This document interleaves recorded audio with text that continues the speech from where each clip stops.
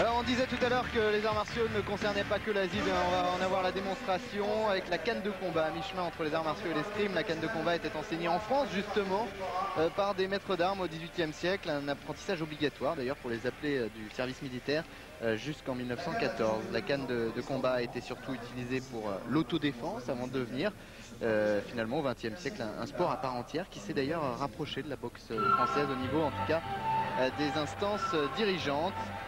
Et effectivement, on va voir un petit peu ce côté début de siècle, Brigade du Tigre. Si vous vous rappelez d'ailleurs du feuilleton, eh bien vous vous souviendrez que certainement on voyait les Brigades du Tigre s'entraîner à la canne de combat. C'est un sport qui continue, hein, qui vit encore en France.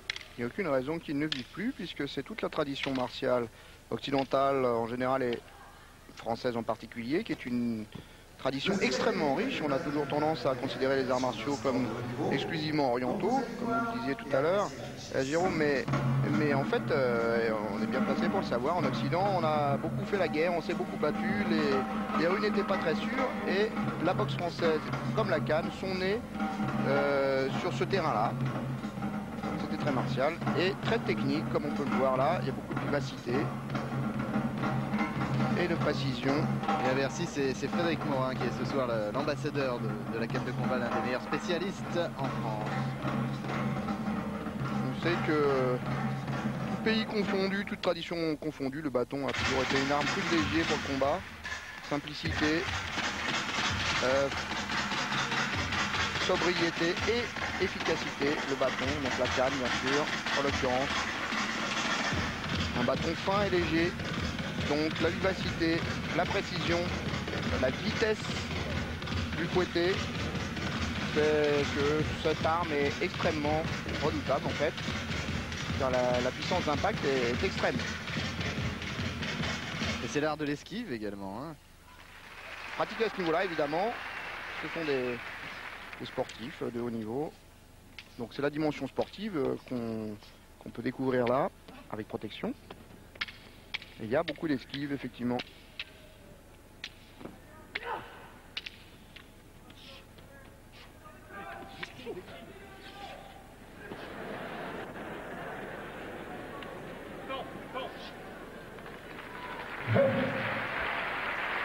Ils sont bien protégés, mais les avant-bras sont libres et ça frappe. Ça frappe fort. On entend d'ailleurs les impacts. C'est le casque. Là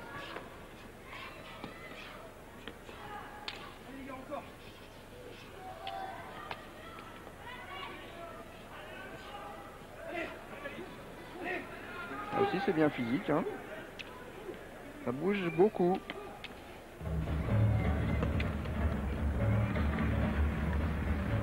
Voilà, là il n'y a pas de protection parce que les coups ne sont frappés. C'est une démonstration. Tout est contrôlé.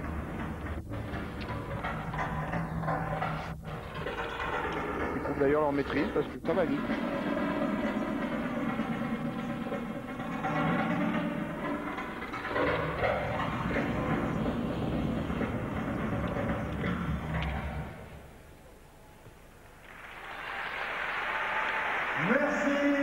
Merci au Comité national de canne de combat. Voilà donc la canne de combat que vous pouvez pratiquer. Hein. C'est vrai que si certains d'entre vous découvrent des arts martiaux, des disciplines qui vous plaisent, sachez que la plupart d'entre elles se pratiquent en France, quelque part près de chez vous, et qu'il y a énormément de disciplines. On imagine toujours qu'il n'y a que le judo ou le karaté. Maintenant le taekwondo, il y en a plein d'autres, y compris des disciplines c'est-à-dire typiquement françaises comme la canne de combat. Et la boxe française qui va avec, car ces deux disciplines sont souvent enseignées conjointement. De même que la lutte parisienne, c'est un système de lutte.